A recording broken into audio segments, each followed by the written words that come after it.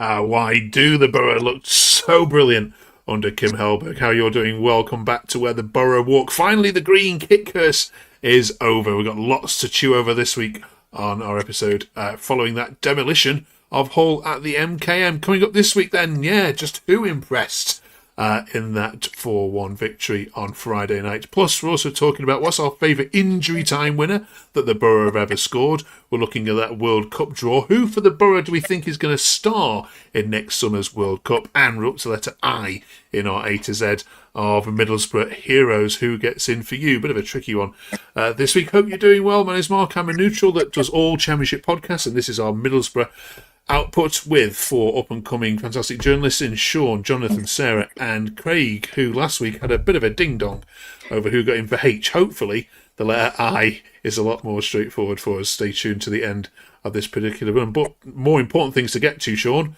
Wow. Has that reinvigorated your excitement for the season, that whole game? Absolutely. How could you not be impressed with that? I mean, when we saw the lineup, again, he's proving very difficult to predict, his Hellberg and his lineup. And Gilbert came in just from absolutely nowhere, but played fantastically well, got a goal. It was so exciting. The movement, the fluidity, the intensity in the press that Edwards talked about. Sorry for saying the name.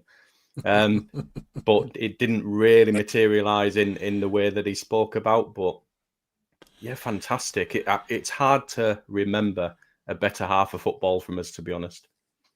Hull fans went home, didn't they, at half time? And who can blame them? Santi says Hellberg has made us clinical and the build-up is with purpose. Gilbert in the sitting role is a great find. His passing was spot on. Strellick looked way better. McGree is wonderful to watch as always. It was the best performance in a few years, Sarah. Do you agree? Yeah, 100%. It was honestly, the end. We were just looking at each other, going, "What is going on?" It was bizarre. It took us a few minutes to work out what was going on. We all thought that McGree was playing in the defensive role with Hackney, or we thought before the game McGree would play in the central role alongside Hackney. And then Gilbert sits in as a 6. I mean, the guy's only ever played 10 for us. I think he was a striker when he was at Brentford. So to put him there, I mean, we heard that about Hellberg before he came, that he finds new positions for players, that he's definitely a player's player. He looks at the structure around what the players can play. But my goodness, he just nailed it. I mean, yeah, it was a really there was nobody on the pitch that didn't put in like a 7 or 8 or 10 out of 10 performance, which was really great. I don't know how bad Hull were. I don't know. It's difficult for me to but they'd won like a lot of games. They'd only lost once at home, but we absolutely walked through them like that. Anyway, it was fantastic. Really, really great.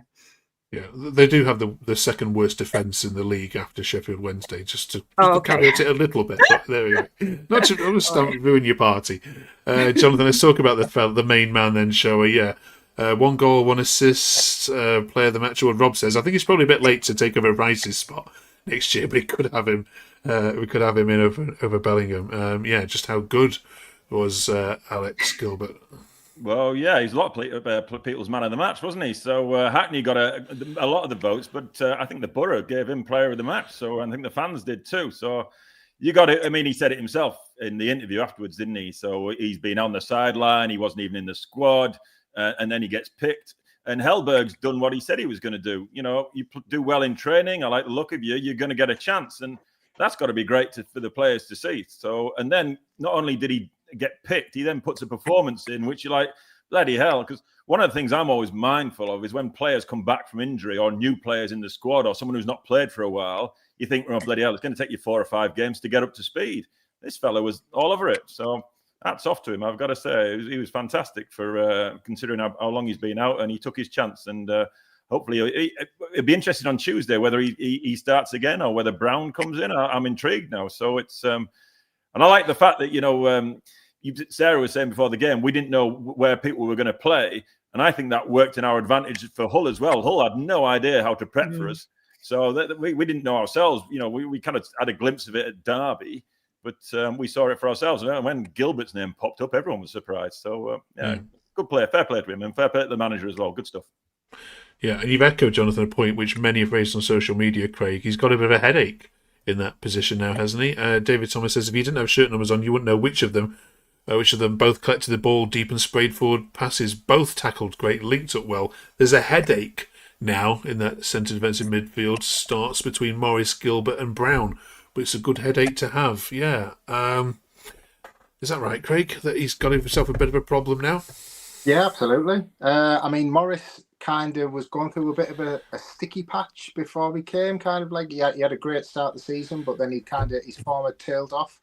But Brown, every time he's played, Brown's put in a great performance. But Gilbert, I mean, barring fatigue or if he doesn't recover well from Friday, you couldn't drop him, surely. Like, I mean, him and Hackney, the way that they both played, they dropped into like the back two and they were spraying balls all over. Like they were finding gaps and pockets. Hackney was driving through midfield. The both of them just, you wouldn't think it, but both of them just worked in tandem. Just unbelievable. And then they were both getting forward as well. Like the amount Hackney created, but then Gilbert was supporting. Yeah, they're both like Jonathan's already said, we didn't know how it was going to go, so Hull didn't have a clue, and it just kind of gave us that the impetus, really, an advantage, and it worked on the night. You got to say that. Oh, sorry. Yeah, Gilbert spoke about after the game that although the fans might have been surprised to see how well he connected with Hackney, that actually they do a lot in training together. They work well together already, and they actually, although obviously we haven't seen it on a pitch, they have that connection already in training. So it wasn't such a surprise to him that they were able to play so well together. So yeah. Well. And to kind of pick up on your point, Mark, about Hull at the back and being porous. I mean, in fairness, them two lads had the freedom of the park. They had so much space to play in as well. There was no high press, really. And, Hackney was just running 20, 30 yards at will, to be honest with you. So I'm not suggesting they still had a job to do, and they did it fantastically well. But, Hull certainly played into their hands. Yeah. Don't you think as well, one of the things that it must have been difficult for Hull was that a lot of the time we all commented between us that Hackney and indeed Gilbert were dropping almost into centre-back role to pick the ball up and play it forward. But then Gilbert's popping up on the edge of the box and firing in a goal in the bottom corner. So they must have been thinking, well, where is everybody playing? So it was brilliant. Yeah. Just a word on Strelic, Sean, as well, because we spoke about forwards last week. Yeah, how impressed were you by him? Yeah, very much so. I think I'd like to think a lot of our fans are intelligent enough to understand that he's got quality. And even though the goals haven't come, we've all sort of known that it's in there. It's just a case of when it comes. And he took his goal brilliantly. It looked very easy on the first glance, but the way that he took the first touch and got out of his feet and then fired it home, I think he was very good. And I hope that gives him a little bit of confidence to go on a bit of a run. So yeah, excited to see where that takes him now. This one from Matthew By. Amazing first half, pretty solid second. Potentially the best thing that could have happened was Edwards leaving. Hellberg era is well and truly begun. Yeah, Jonathan, I'm getting a sense from all of you that there's a renewed excitement about this season now. It was feeling a little bit kind of, well, we've messed it up a little bit, but yeah, football, chomping at the bits. Word, Christ! I mean, we've talked on here, haven't we, every week about the attacking football and saying it's there, but it's not quite worked out yet. And Hellberg sorts it in, well, basically in 2 games. So it's you're like, blimey, you kind of knew it was there. And Sean quite rightly says, the lad Strelic in particular, they've got the ability. Whittaker, we've been on his back and given him grief, but you know what? They're all coming out firing. And crikey, when was it? Yeah, Whittaker's goal. Yeah, Whittaker's goal. Bloody 6 of them pouring forward into the box. I think at 4-0 up, we had 5 lads in the box. So yeah, that in itself is excitement. I was loving seeing that, I have to say. So the Hellberg era has got off to a cracking start, I must say, and I'm enjoying it. And I always enjoy the moment. So I'll try not to get too carried away because after 10 games, we'll truly know what the Hellberg era might look like. But after 2, I'm really enjoying it. Yeah, and with Coventry's loss, Craig, as well. And do you worry about Ipswich at all coming up on the rails? Yeah, there's a few teams, isn't there? I mean, I know they're a way off, but I mean, Southampton and Sheffield United, I know they are quite a way off, and Ipswich, Leicester. But they're capable. They've got the players, and they could have money in January. And if they invest well and they go on a run, there's still a lot of football to play. And you're thinking 1, 2, maybe even 3 of them are going to make a big, strong late run. And we just have to keep on just picking points. Of course, our points per game at the minute, if we do that, we're up. If we keep on our points per game, now we're up in automatic. Like there is no, it's like, I think it's like 90 odd points we would get or something, and that takes you up every season. It takes you up. It's just that thing of, like we've already said, under the last manager, things were getting a bit stale, and it was getting a bit. I know it's obviously only been a few months, but he was. We weren't clicking going forward. So this change, although it was unexpected and not really wanted, it could have made the attacking line click and just change the way we play. And like we said, give us that advantage over the other teams and set us up for the Christmas period. And of course, so you've got 2 London teams then this week. Charlton, who are massively out of form, one of the in the bottom 3 for form in the last 6 games, and then QPR, who just are terrible away from Loftus Road. So this is a vital week for Boro, isn't it? In terms of just trying to find a gap. Yeah, and of course we need to see some sort of consistency in what happens with, we have got problems in terms of injuries at the back and things like that. Charlton, I kind of expect us to go there and win, which maybe is a bit cocky, but I do expect us to go there and win. We should win. QPR, which is interesting, they've got that lad Burrell playing up front for them, scoring goals for fun. He actually was at Middlesbrough like 3 or 4 seasons ago. I can't think. We let him go. So yeah, it's kind of interesting to see that he's doing so well. We need to. I would want to get 6 points from this week, to be honest, which is 9 points actually. So yeah, I think 6 points from the next 2 games is kind of vital if we want to stay in that second position. Like Craig just said, Ipswich is a concern for sure because they've got good players, even though their away form is pretty horrific. And Southampton are starting to motor a little bit, aren't they? And I see Azaz has had his usual November, so that's always. Let's see if he can continue that on. But Okay. Exciting week. Just a quick word on the whole penalty from you all. Was that a penalty? At first glance, no. Horrible. Okay. I mean, the only thing I would say is he puts his leg out, and you're always going to give the referee a decision to make, aren't you, when you do that? So there's anything. All right. It made me laugh that Boro fans on Twitter were calling now for being the referees against us again. It's like, come on, you won 4. Was Conway's a penalty? I never even looked at that. Was Conway's actually a penalty in the first half? No. It would have been. I'll mention that then. Edit out. Right. Still to come this week, we're doing our A to Z of Boro with the letter I, so stay tuned for that one. We're also talking about injury time winners, because statistically the Championship has seen more 90-minute goals scored at this stage of the season by any other Championship season so far, which has got us thinking, what's your favourite Boro goal scored post 90 minutes of all time? It doesn't have to be in the Championship, because it could be anyone. Craig, do you want to kick this off for us? Oh, well, my kind of lifetime of it has to be the semi-final, the UEFA Cup, Steaua Bucharest, like the full over the 2 legs. I think we were 1-0 down after the first leg, and after half an hour we were 2-0 down on the night. So going into half, I think we got a goal back just before half time, make it 3-1 on aggregate.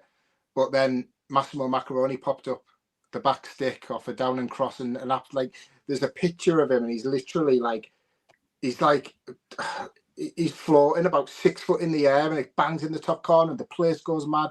And I can remember being behind it. I was like mid-20s, and the place just went wild. Like the celebrations, it was like unbelievable. You were like, what am I seeing? But we'd already done it a month before, like against Bâle.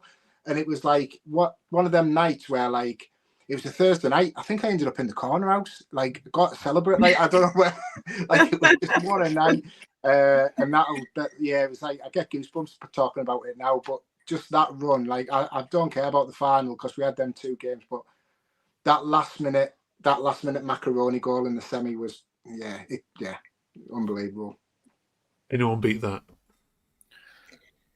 I don't know what beat it, but I'm going back to spirit of '86, lads. And in '88, we had 2 cracking games. One was against Everton in the Cup, and Mowbray scored right at the death, not to win it in fairness, but it took it to extra time. So, and that was when I've talked about this before in the letter E, when Everton were top-notch, winning leagues, winning cups, that sort of stuff. But my favourite one is the Bradford semi-final of later on that season, playoff semi-final. We were goal down going into the second leg, and then it was 1-1, and then Hamilton scores in extra time, and we win it to get to the final to send Chelsea down. So Gary Hamilton, I don't know if it beat Steaua Bucharest get to the UEFA Cup final, but it was a part of our way of getting to the first division as it was then. So I'll challenge him with that one.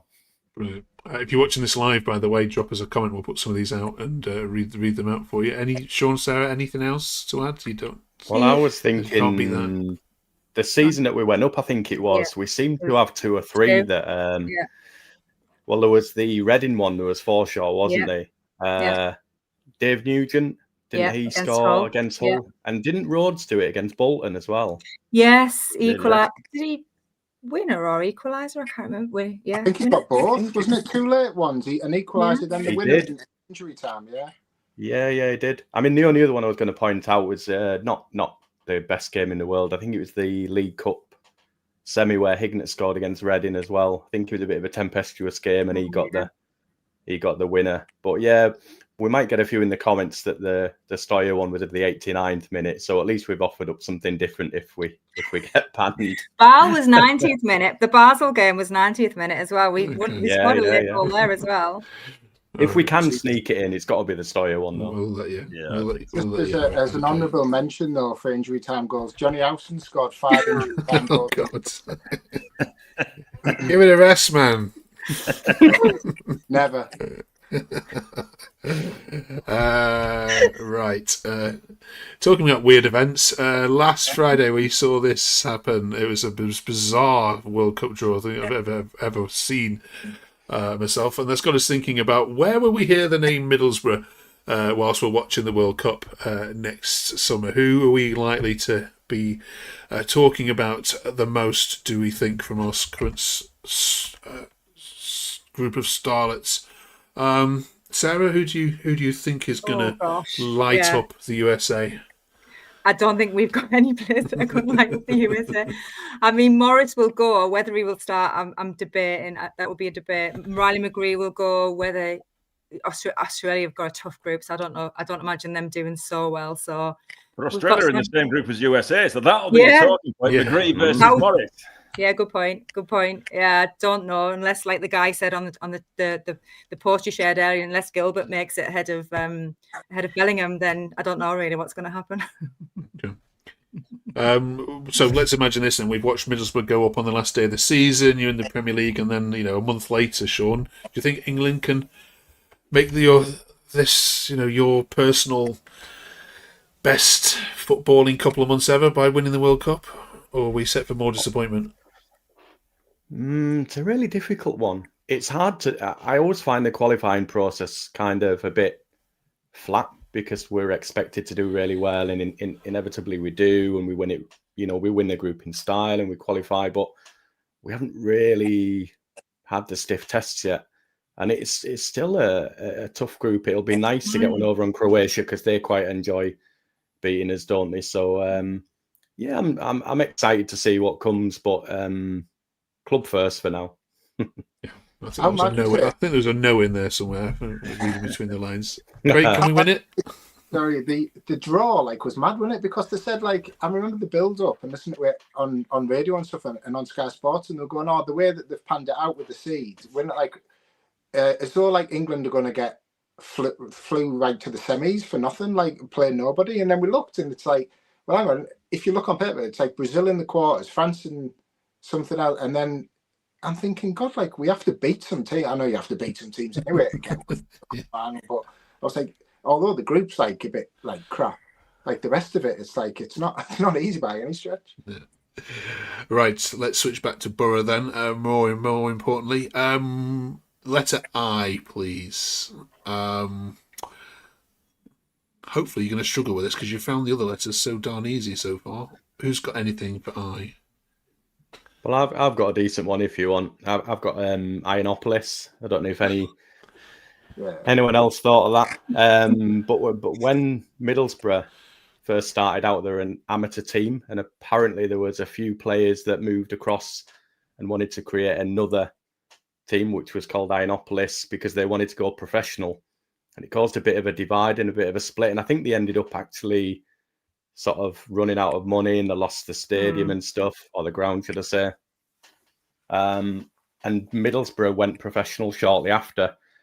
And I'm led to believe that when there was a little bit of a rivalry, they scheduled the games together so that everybody went to the Middlesbrough game and didn't go to the other one, and that's why they went under. But I think with a town of our size, if it was split and we had two teams separately, it would have been, we wouldn't have had the same pool of players. So maybe things happen for a reason. So maybe Ionopolis is maybe important historically. It's a shout. Any others? Well, there's one big one, isn't there? And it's ICI has got to be the big one, I assume. They were a club sponsor, and I'm not sure what their role was, but in '86 when we got bailed out, I think they bought some bonds or something like that, didn't they? So they were part of the consortium that helped get us back in business. So I don't see too much challenging eye for that, to be honest with you. There's a couple of players in there, mind you. I don't know if you. Just Paul Ince. That was the only one really significant, I would say. Paul Ince played over 100. Do you know what, I've been looking at. I've got no shirt for the players with eyes. I've been through the wardrobe and I haven't got any. I even looked through my shorts and I haven't got any. But, I was more shorts, please, after last week. Do you remember Uche, big Uche Ikpeazu, who Warner brought? Remember him? He's the strongest player I've seen on a football pitch. The man was an absolute beast.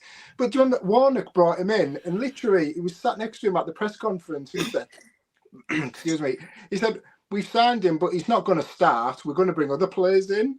And you're thinking, Jesus Christ, Neil! Like he's there, literally in his shirt, just signed, and you're like basically like giving him an elbow. But yeah, he was my son's favourite player at the time because he was that big and that strong. But yeah, big Uchi. Yeah.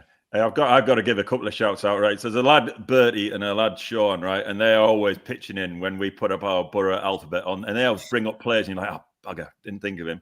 So here, Bertie, right here, beat this. Ian Ironside, keeper. Carly Kamey was if I've pronounced that right, he was a goalkeeper on loan.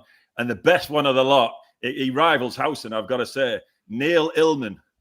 Played for us twice, once against Bristol City and once against Sheffield Wednesday. He did a reverse Morgan Rogers. He was with us 6 months and then he went to Eastwood Town. That's as good as it gets. Okay. Right. What is going in here then? ICI? Yeah. I think so. Okay, yeah. I'm backing that. Okay. Yep. After all that. Right, we get back to normality next week with Jay. So there's quite a lot more to discuss for Jay. Join us for that, of course. We'll also look back on Charlton and QPR as well. If you haven't yet subbed to the channel, please do so. Absolutely huge numbers last week. Thank you for your comments, of course, as well. We really enjoy making this content for you, as we do enjoy chatting about the Borough every single week. Thank you very much, Sean, Jonathan, Craig and Sarah. And are you off to Charlton, Sarah, on Wednesday night? You're mad. You're mad. Well, credit to you. Right, catch up with you all then next week. Have a great week, everybody. 6 points for the Borough. Here we go. Hellball. We love it.